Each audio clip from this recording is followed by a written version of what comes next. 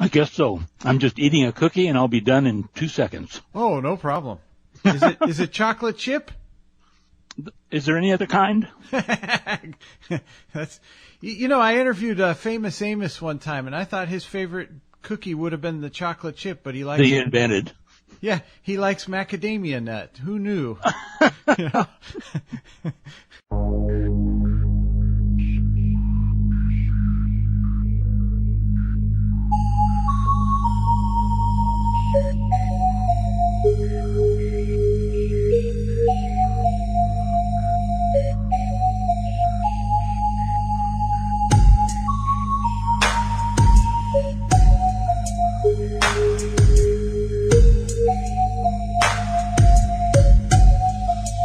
The big finale.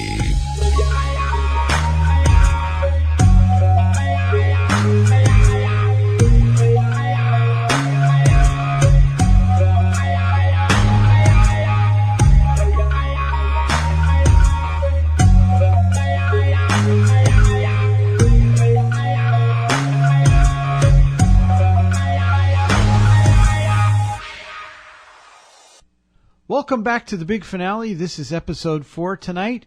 We will be discussing the book, The Aztec UFO Incident, with one of the co-authors, Frank Thayer, later in the hour. Now, next week, what we plan to do is we plan to bring back the Ayatollah of Radiola, Chad Miles, and the gregarious one, Gabe Reed. They're not with us this week. We have a guest. But next week, Chad Miles and Gabe Reed will return to talk about this week's interview in a roundtable discussion.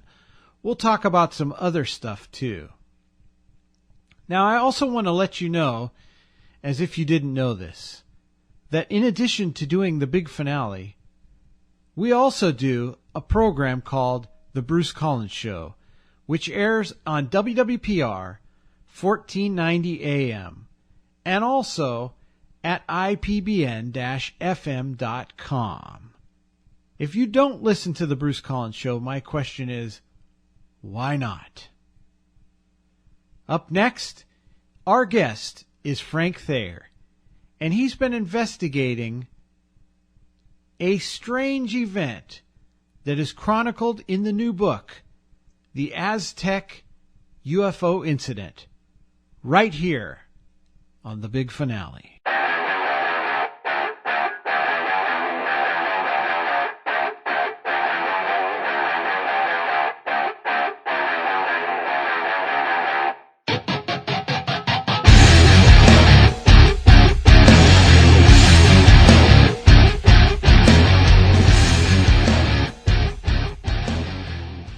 And I have a great page-turning book here that I know you're going to be interested in. The title is The Aztec UFO Incident, The Case, Evidence, and Elaborate Cover-Up of One of the Most Perplexing Crashes in History. And this is a real brow-raising book here, co-written with Scott Ramsey, Suzanne Ramsey, and Frank Thayer. And Frank Thayer is joining us this week. Frank Thayer is a Ph.D. and also a New Mexico native with extensive journalistic and journalism education experience. Now a professor emeritus at New Mexico State University in Las Cruces, he has professional experience as a writer, editor, photographer, and educator. Joining Scott and Suzanne Ramsey, as I said before, he has co-authored the new book, The Aztec UFO Incident, and I recommend you get a copy of this book. It is really something else, and I wasn't aware of actually this incident, so for me it was doubly interesting. Tons of documentation, a whole lot of pictures, and a lot of great information between the covers of this book. Frank Thayer, welcome to the Bruce Collins Show. Glad to be here, Bruce. I got lots to talk about, and I know you have some questions to ask. Yeah, now this is a fascinating book, but before we delve into the specifics of this book, The Aztec UFO Incident, can you tell us how you became involved with this story? You know, it's I go back to my post-college days when I was a reporter, and right here in Las Cruces, New Mexico, by the way, And New Mexico had a number of sightings in the 40s, 50s, and early 60s. And I, as part of a feature series that I did a couple of stories about local people who'd seen UFOs. I'd never seen one. And I sort of got interested in it as a concept, and I let it ride. I went on to, I got my military experience. I went to Canada to live and teach, and I always thought that there was something to it, but I never heard anything. Remember, Roswell didn't even register on the Richter scale. It was a one-day story. It disappeared. It was not a real deal until 1980. Aztec should have been famous, but we'll talk about that in a minute. And when I came back to New Mexico in 1977, it was about 3 years later that the Roswell incident came out. I bought the book and said, there it is. All you need to prove is one case to show that UFOs, there is some reality to them. And from then on, I was a Roswell scholar, you might say. I read every reliable thing I could get on it. And along about 2009, no, actually it was 2006, that I found a book by a fellow named William Steinman, UFO Crash at Aztec, a well-kept secret. It was so well kept, I had never heard of his book. And I found it on eBay. And I read the book and said, he makes a good case that there was really something other than Roswell. And I put it on my website. I have my website, www.frankthayer.net, and I did an essay on the possible reality of the Aztec incident. 2009, I got an email from a fellow named Scott Ramsey. He said, hey, Frank, and he says, that's what he says when he calls me. He said that I've been working on this thing since 1986, and I think it's a real deal. We're trying to write a book on it, and how would you like to join the team? And I didn't hesitate even half a breath. There I was. And we worked on the first book from 2009 to 2012 and put out this privately published, called it The Aztec Incident, Recovery at Heart Canyon. It was privately published, not many copies, 1,000 copies or so. And all of a sudden, a year later, New Page, Career Press, New Page Books, asked if we wanted to do a book for them, widely published and distributed. And we said, yeah, we think we could because we had new material. Then, so in December 15th, 2015, we published the Aztec UFO Incident. And you're reading it, you understand that it's a dynamite book. We wanted to write the best flying saucer book ever written, in the sense that it's factual, it's irrefutable, and anybody who reads it's going to come away saying, yes, this really happened. Mm-hmm. That brings us up to date. So you and I and our listener are going to sneak into Area 51 right now, and we're going to get in a time machine and go back to March 25th, 1948. What happened on that day? Before dawn, March 25th, a couple of policemen were riding in northwestern New Mexico on a lonely two-lane highway, and they'd seen strange objects. They saw this glowing object going over their patrol car headed to the northwest, and they decided to follow it because it looked like it was wobbling.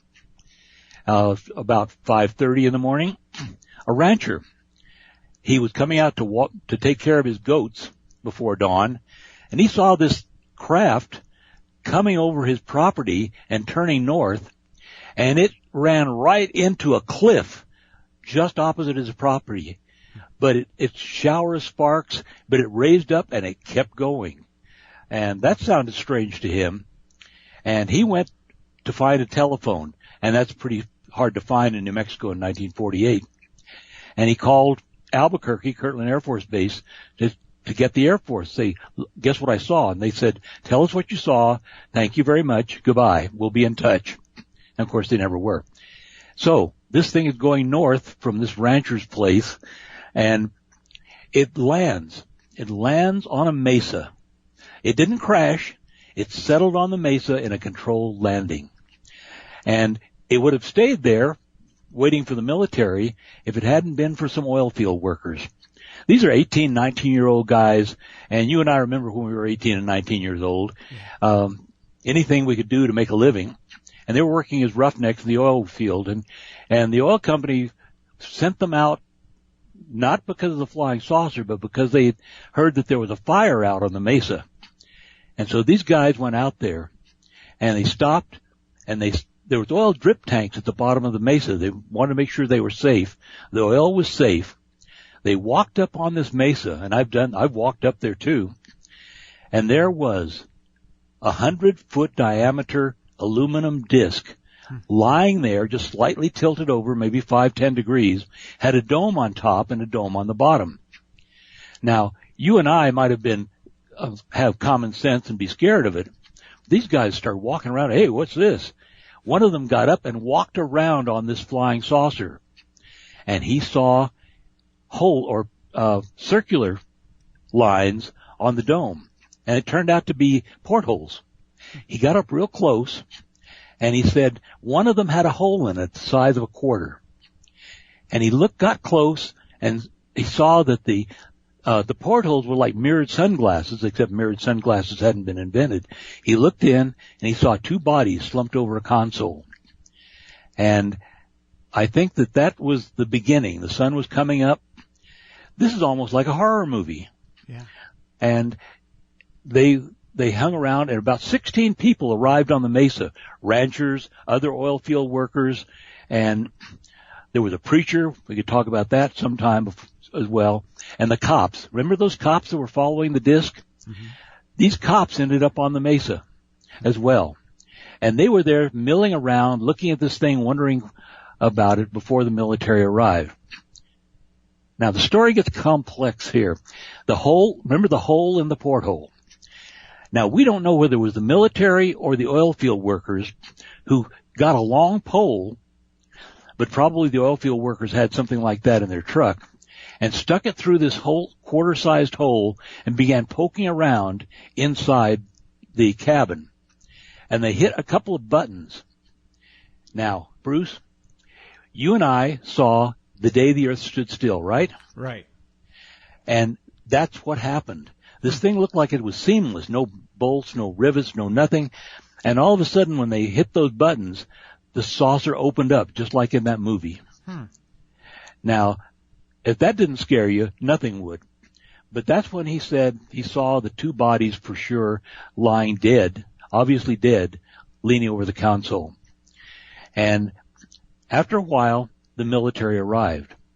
Now, one of our witnesses, there were two witnesses interviewed by Scott Ramsey. One of them said he didn't know what was stranger to him, the disc or what he saw next. That was an Army helicopter flying over the mesa. He had never seen a helicopter before, and of course they were brand new in the inventory of the new Air Force. And then the military arrived, and they took over. They separated everybody, debriefed them, and told them they could never speak of this because it was national security. And they began hauling bodies out. There were about anywhere from 14 to 16 bodies, depending on the source you ask. Now, Roswell didn't have that kind of clarity, but this one was 100%. Bodies came out, the saucer was undamaged, and the military said, you keep your mouth shut and you'll get out of here. Mm-hmm. So where do we go from here? Well, one of the folks you mentioned, I would love you to elaborate on was the preacher. What was his part in this? Solon Brown, a Baptist preacher. He had a new church in Mancos, Colorado, which is about 30 miles north of the New Mexico border, and Aztec is almost right on the border. But he had a missionary goal. He had to go around the area ministering to people. He did some teaching of Navajo children in Arizona, which is right there at Four Corners area. And he saw a bunch of traffic headed down the dirt road that leads to the Hart Canyon area. Mm-hmm. And he said, I'm going to go down there. I think there may have been an accident. I can help. He walked up on the mesa, and he saw what these other people saw.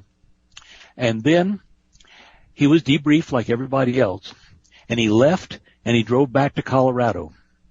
That evening, he called his deacon in Mancos, Colorado, and the deacon brought his son, and they sat down with the preacher. He says, I have to tell you this. I saw something that changed my whole view of the world. And the story was told to Scott Ramsey by the son of the deacon. Mm-hmm. And the guy says, I remember this so clearly because I never saw a grown man cry. And apparently this shattered the worldview of this preacher because he saw those little men or creatures or whatever they were lined up outside the craft. Mm-hmm. Now, your book talks about Frank Scully. Who was Frank Scully and what part does he play in this story? Frank Scully was a famous guy. It shows how fame is fleeting, right? Yeah. But he was a columnist for Variety, and he did Hollywood news, essentially. But he knew an oil man, a millionaire named Silas Newton. And Silas Newton and he talked about these things, and Newton was a geophysicist. He wasn't just a millionaire. He was a college-educated geophysicist. And he knew several people who were working for Vannevar Bush in the defense establishment during the war. And they were the ones who were marshaled to do research on the Aztec craft. And they told Silas Newton, they told Frank Scully, and he said, what a story. And they said, don't worry about it, because within a couple of months, this is in 1949, the government's going to tell everybody all about it. Yes, I know this, what fools these mortals be. And so he said, I'm going to write a book about this. And he did. And in 1950, things ramped up. And here's the way it started. Silas Newton, the oil man, was stationed in Denver, Colorado. And one of the scientists was asked to give a speech to a Science 101 class at the University of Denver. And that was in March 1950. And the scientist backed out because, and Frank Scully says this, and I think we quote it in the book, men who would tell their secret for nothing in 1949 would not tell it for $20 million in 1950. So, but Silas Newton knew the story they told him. And he got up on the stage at the University of Denver, and to all these freshman science students, he said there is such a thing as a flying saucer. And you'd think that would have brought the story out for the whole public to know. Except that when he was done, he was hustled off the stage, and the Air Force was in town shortly saying, I want to know where that guy is. What's his name? He was billed as Scientist X on the stage. And what a story that is. Now, Silas Newton left, and Frank Scully wrote the story that was printed in 1950 September. And it was a bestseller in the United States. Can you believe that? 50,000 copies was his bestseller in 1950. And when he brought this book out, you'd think that ends the story. But he wrote in a very journalistic manner, breezy style, lots of tongue-in-cheek stuff, but the story was 100% straight. And you say, well, what happened? What happened was what always happens. There's a spoiler. Mm-hmm. The spoiler was named J.P. Kahn, C-A-H-N. Mr. Kahn was a freelance reporter for the San Francisco Chronicle, and he heard about the story, and he tried to buy it from Scully before he published the book because he wanted to make a name for himself at the San Francisco Chronicle. Scully wouldn't sell. And this fellow, who was born rich, by the way, never had to work a day in his life if he didn't want to. He was so angry that he said he was going to get him. He was going to destroy Scully. He was going to destroy Newton. And he set about to do that in the next couple of years. And he finally found a way to get Newton charged with a fraud crime in Denver, in the district court in Denver. But J.P. Kahn went to the FBI to see if he could get help in prosecuting Scully, Newton, his partner Leo Gebauer, anybody, to get this get these guys because he couldn't have his story. Well, the trial was in 1953, and before that, J.P. Kahn wrote a famous article. So the Flying Saucers and the Mysterious Little Men in True, the men's magazine. Most people don't remember that magazine, but those were in the days before Playboy. And when men were supposed to be reading about bear hunts and firearms and sword battles. And I think that article, and I've read it, showed me that Kahn was an excellent writer. He was an excellent writer, but he had a vendetta. He didn't write about flying saucers. He didn't write about Aztec. He just wrote about what scoundrels this guy Newton and his partner Leo Gebauer were. And if they were scoundrels, that means there's no such thing as flying saucers. You follow the logic? Yes. Yeah. And so here we go. From when the trial happened in 1953, based on Kahn's research, he set it up to try and get them charged. They were found guilty of fraud. The trial was a kangaroo court type of thing, and we talk about that to some degree in the book.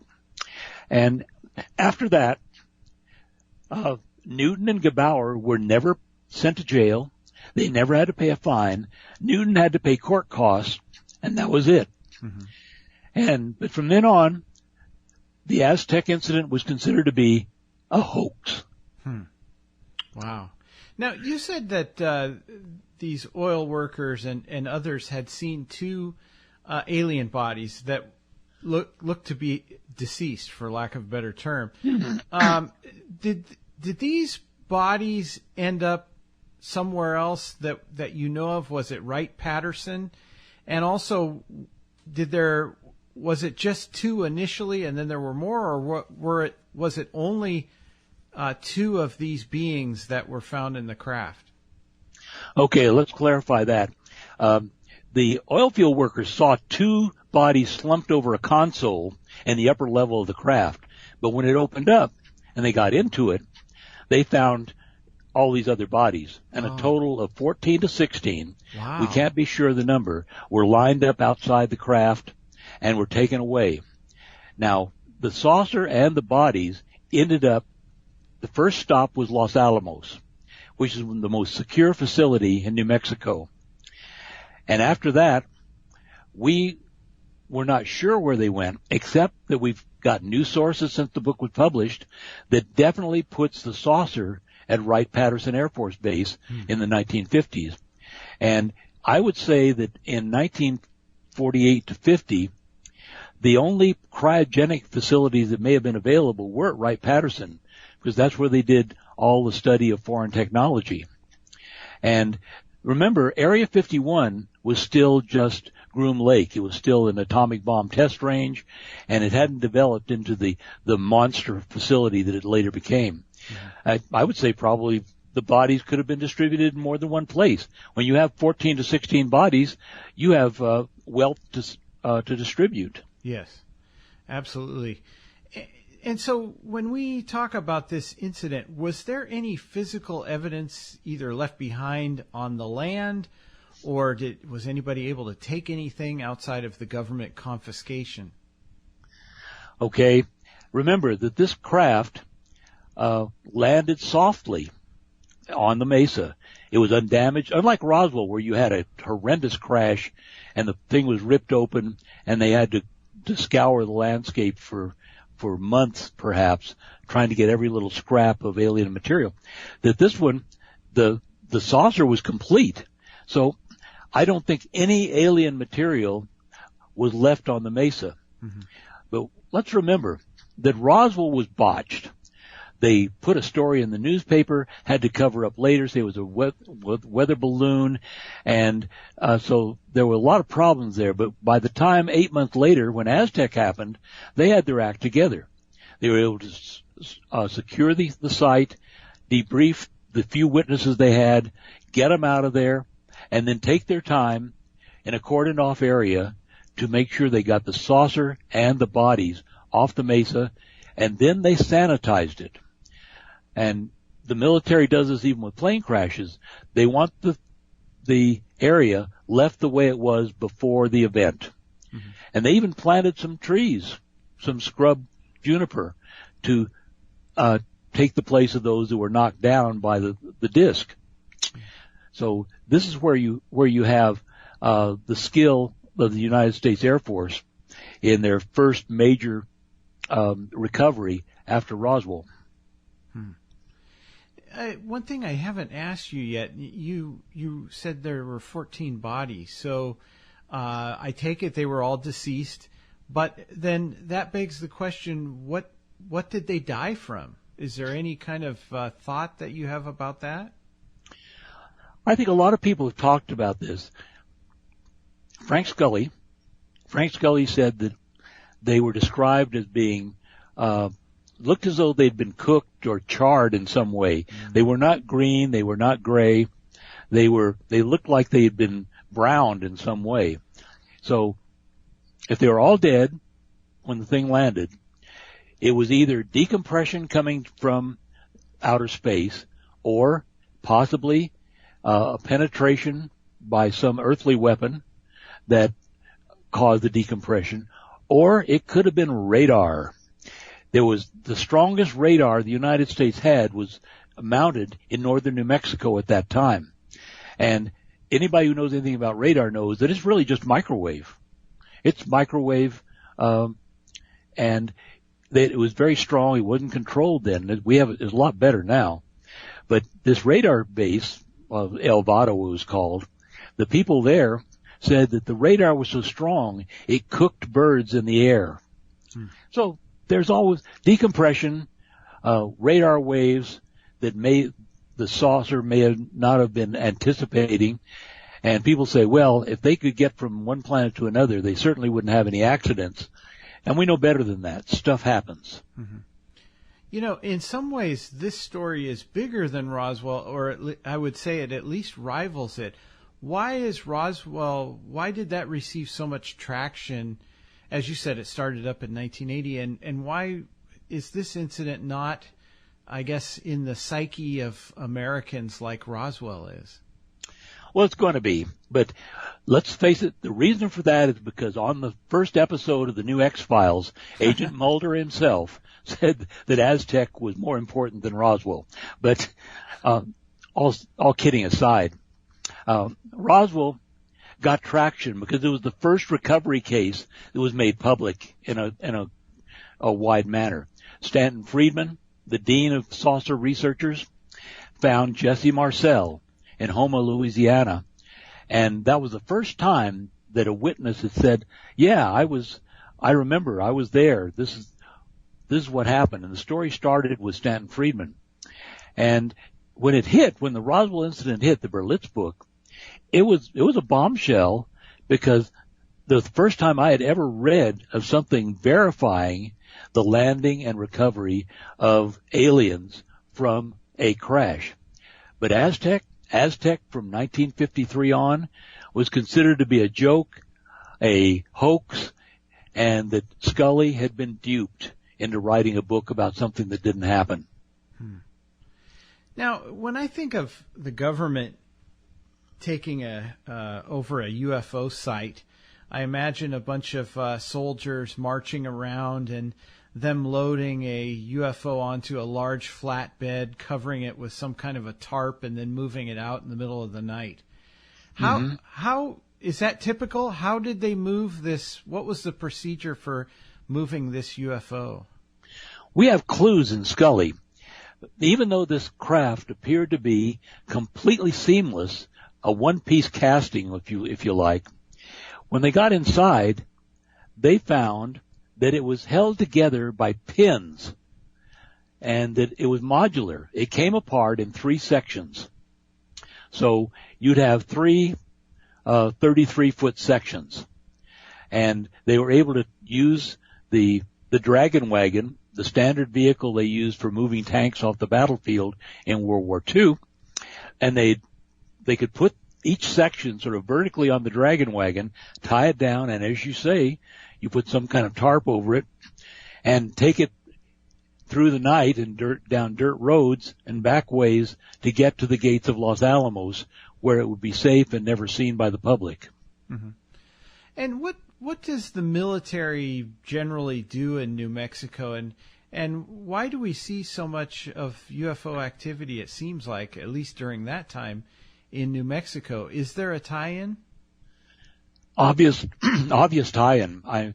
New Mexico had more military people than it had civilians in 1948. Remember, you had Los Alamos, where the atomic bomb was developed. You've got White Sands Proving Grounds, later White Sands Missile Range, where they were starting to test V-2 rockets that they brought over from Germany. You had Roswell Army Airfield that became Walker Air Force Base, and that was the only atomic bomb group in the world at that time. And you had, at the corner of New Mexico, you had Fort Bliss, and that's right at the corner of New Mexico and El Paso, and so on. You had radar, and you had Kirtland Air Force Base in Albuquerque. You had Sandia Laboratories. This is all government military research, and it would seem to me that the visitors were very interested in what was going on in New Mexico at that time. Yeah, and maybe we should have been too. Yeah. Now, you have many documents in this book, The Aztec UFO Incident, so you've obviously done a lot of homework. And I read that you've actually collected, you and the Ramseys have actually collected over 55,000 documents pertaining to this incident. What type of documents are they, and what do they tell us about this? Let us now salute Scott Ramsey, who, when he researches, he really researches. He has been to Maxwell Air Force Base in Alabama, where all the Air Force records are kept. He's been to archives at universities. For example, Frank Scully's archives are in the University of Wyoming in Laramie. And anything that had even tangentially was connected to Aztec and flying saucers, he grabbed it and he stuffed it in boxes. And we only have in the book maybe the tiniest tip of the iceberg of the supporting documents. But he felt that we needed to have everything we could get to verify what happened and also to verify what didn't happen. For example, people said, oh yeah, it was really just an airplane that landed there. It was really a V-2 rocket that landed on Hart Canyon Mesa and so on. And you had to be able to disprove that to show that it was BS. Mm-hmm. And that the only thing that could have happened was this flying saucer that landed on the mesa.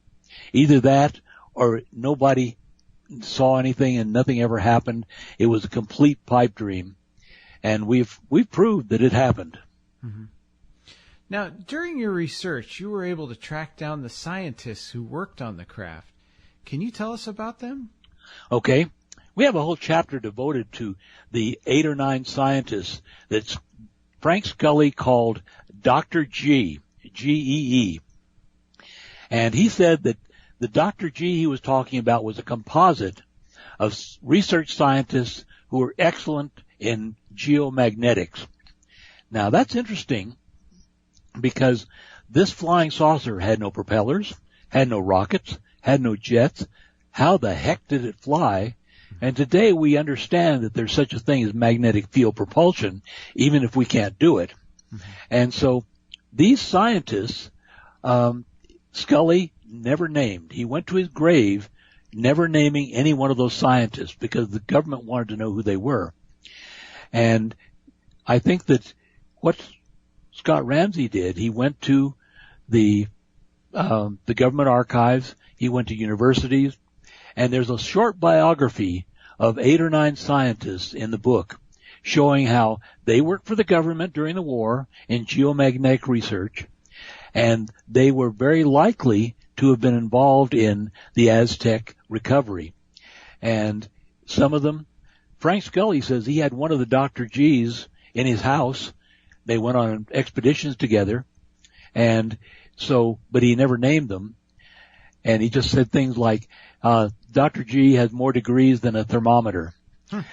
And we found people who had been to the universities he talked about and would likely be the guy. And they knew Silas Newton. And those connections put it together. For example, there was one of the scientists who had an office in Denver Could he have been the scientist who was supposed to go on stage at the University of Denver that day? And Silas Newton was a friend of his. Silas Newton was on the stage talking to the Science 101 class. This is the kind of sleuthing that you have to do to make sure that you've got the right guys. And so I think and since then, of course, we found another person that is not in the book that should be included here. And he was a paperclip scientist brought over from Germany. As you know, we brought a couple of thousand of Nazis over here, scientists and other people who we thought could help in the new Cold War. Mm-hmm. And this guy apparently went to Aztec before the saucer was moved. We didn't have that information until January. So I suppose we're going to have to write another book before we're done, right? Yes, absolutely. Please do. And speaking of books, this book is The Aztec UFO Incident, the case, evidence, and elaborate cover-up of one of the most perplexing crashes in history. I know it's right up our listeners' alley. It's co-written with Scott Ramsey and Suzanne Ramsey, and we are speaking this week with Frank Thayer. Now, Frank, this is an interesting story. The Farmington Armada of March 1950. What was that about? Yeah, I'm glad you asked about that. I think somebody's going to try and do a book on that particular incident.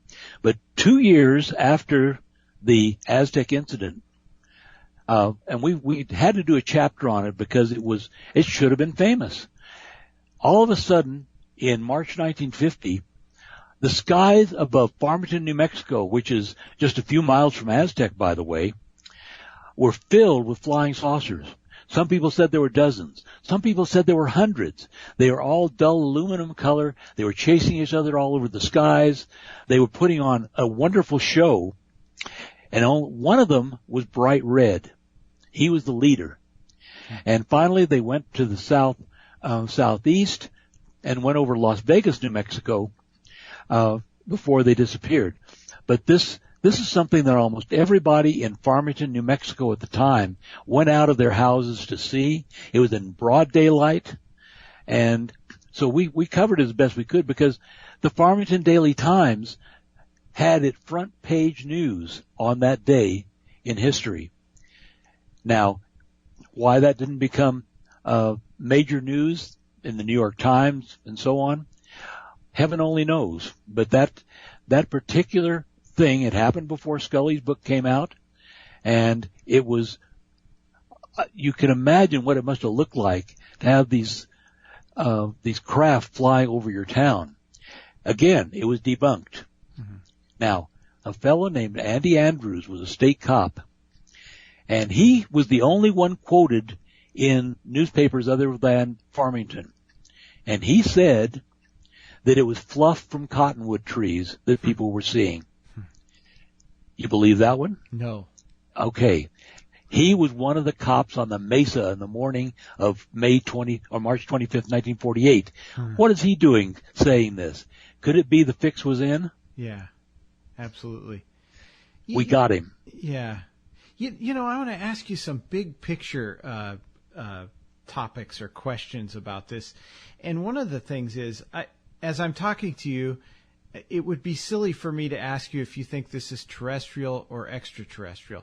But then that also begs the question, if this is extraterrestrial, what are these beings, would you say, the equivalent to in our society? Are these soldiers, scientists, explorers? How would you personally define them?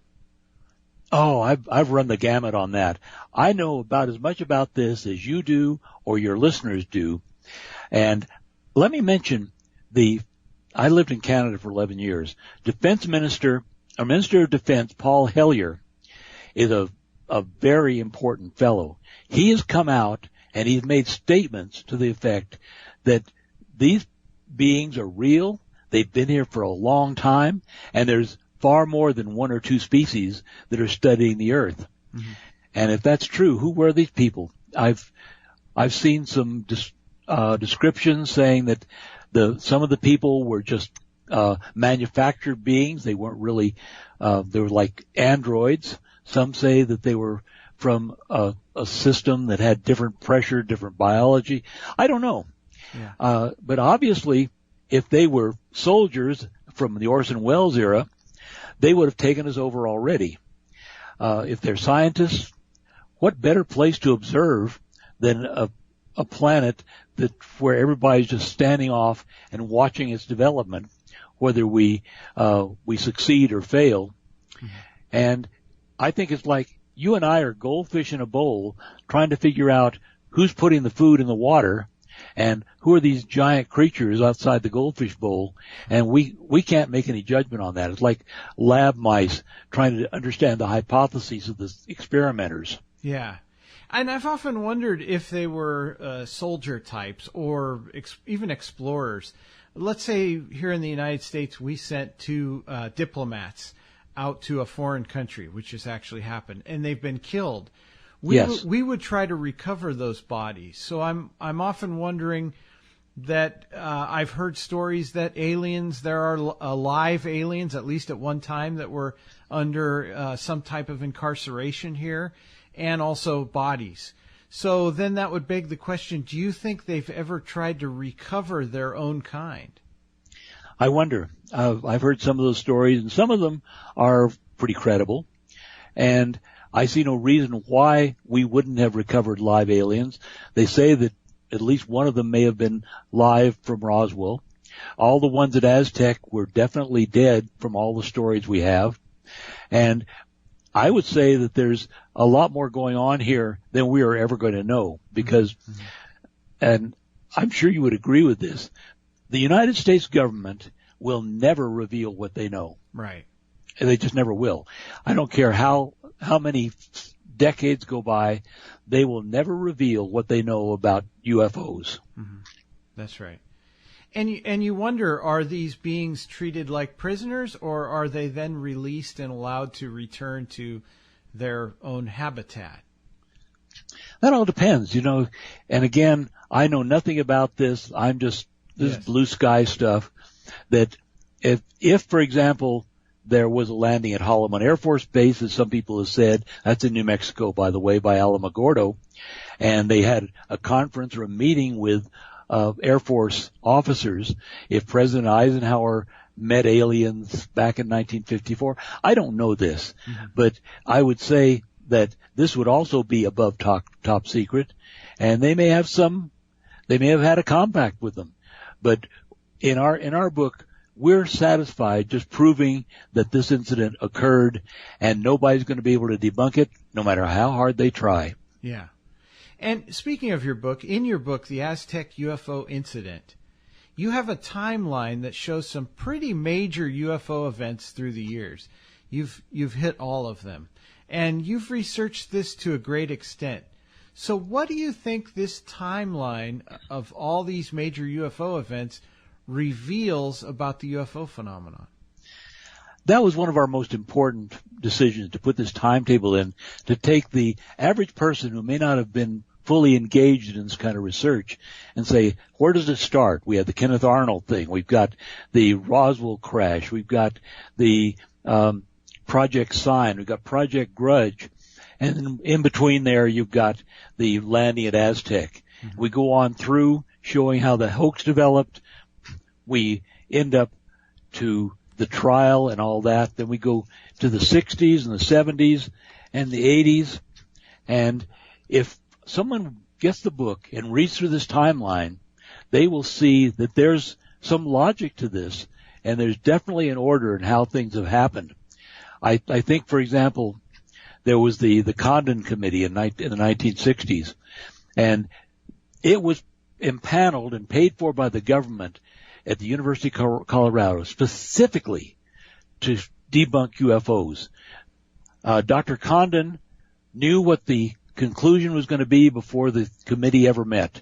He said, I've just got to wait a year before I file my report.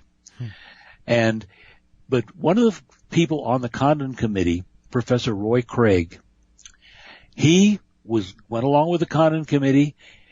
We wanted to debunk UFOs, but you know what? Before he died, he admitted to Scott Ramsey he had been to the crash site several dozen times. Now, there's no Disneyland at the crash site. There must be a reason why he kept coming back to that mesa all by himself. Fascinating. So I think the timeline gives people a very clear view of how flying saucers became part of national consciousness, how the governments tried to suppress it, and how it keeps coming back. Stanton Friedman, he said that, he reported that 55% of Americans believe that some UFOs are extraterrestrial spacecraft. In 1950, 33% of people believed they were real, 55% now, and you know what? The greater the education, the more likely people are to accept that some UFOs are extraterrestrial craft. Mm-hmm. It's coming along. The public's going to believe this long before the government ever reveals a thing. Yeah. Well, and that's an interesting point, long before the government reveals a thing. But I often wonder if there are things being revealed. For instance, your book reads like an episode of The X-Files, and that's a good thing. This book is very fascinating. It's a page turner. You want to get through it and gather all the facts as soon as you can. But that does beg the question, if The X-Files, and maybe broader than that, the movies about UFOs and aliens, the television programs, and shows like The X-Files, are they trying to send us a message, do you think? And if so, what is it? Well, one of the courses I taught for 25, 30 years, propaganda and public opinion. One of the devices of propaganda is disinformation. Disinformation is not spreading false stories, but rather creating uncertainty in the mass public. So part of that is giving good information from spurious sources.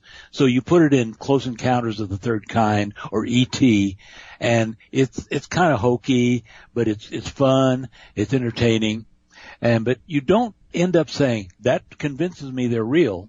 It just says, I wish they were real. And so you end up with the government planting information, and some of it's real and some of it's so silly that nobody would believe it. But if you go back to the early 1950s, we had a Harvard professor named Donald Menzel who wrote a couple of books on flying saucers, all about how they were swamp gas, they were temperature inversion, they were balloons, they were all these things. And you look at it now and say, how could a man with an education spread such false stories? Mm-hmm. But that was his job, because theoretically, from what we've learned, he may have been a part of MJ-12. His job was to spread uncertainty and hopefully get people to stop talking about flying saucers. And it worked with the New York Times and the Associated Press. They never talk about this. And I'm a journalism professor, and I know Associated Press does not print UFO stories unless there is a earthly, logical explanation that leaves people with a smile on their face. Interesting.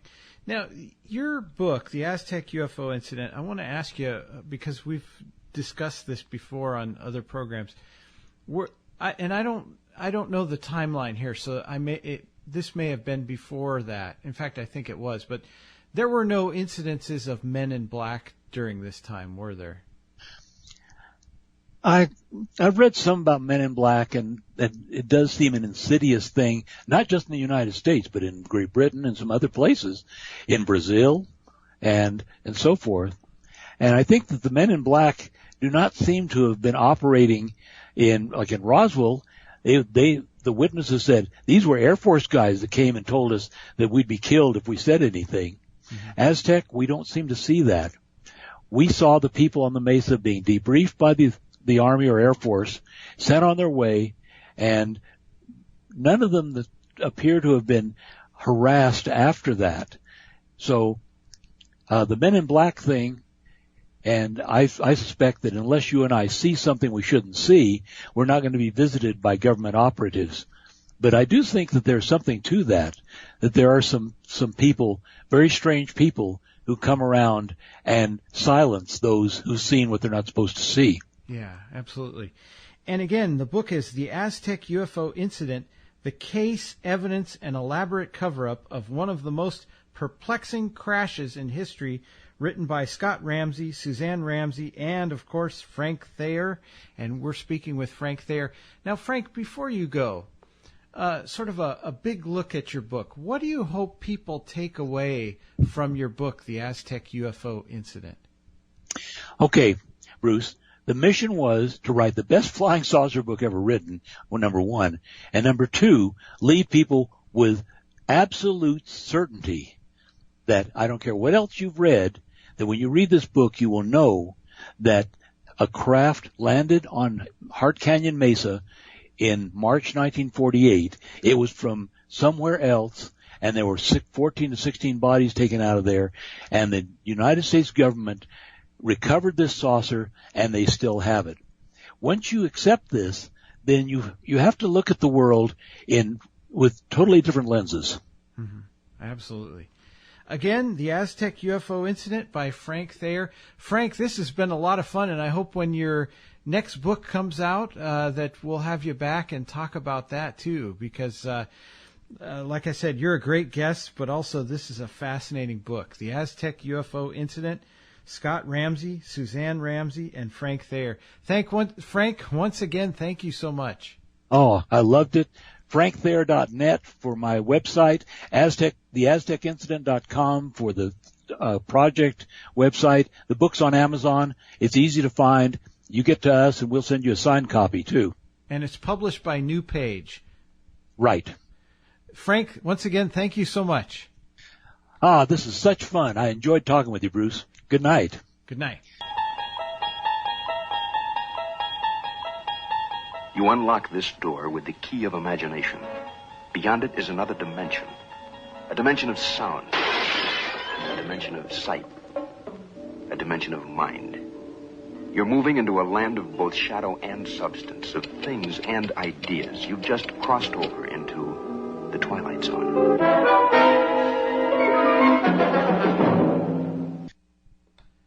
Thank you for listening to The Big Finale. I'm Bruce Collins. Join us here next time as time brings us closer to the big finale. Good night, everyone.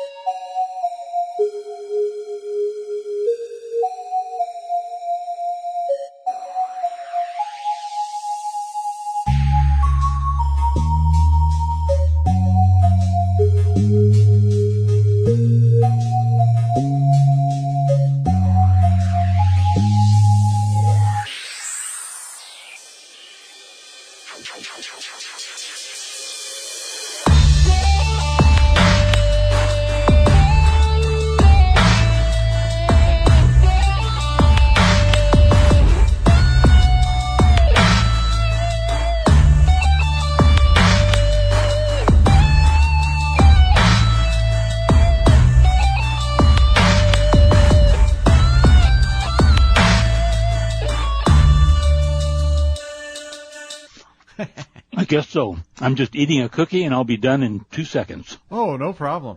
Is it chocolate chip? Is there any other kind? That's, I interviewed Famous Amos one time, and I thought his favorite cookie would have been the chocolate chip, but he likes They invented. Yeah, he likes macadamia nut. Who knew?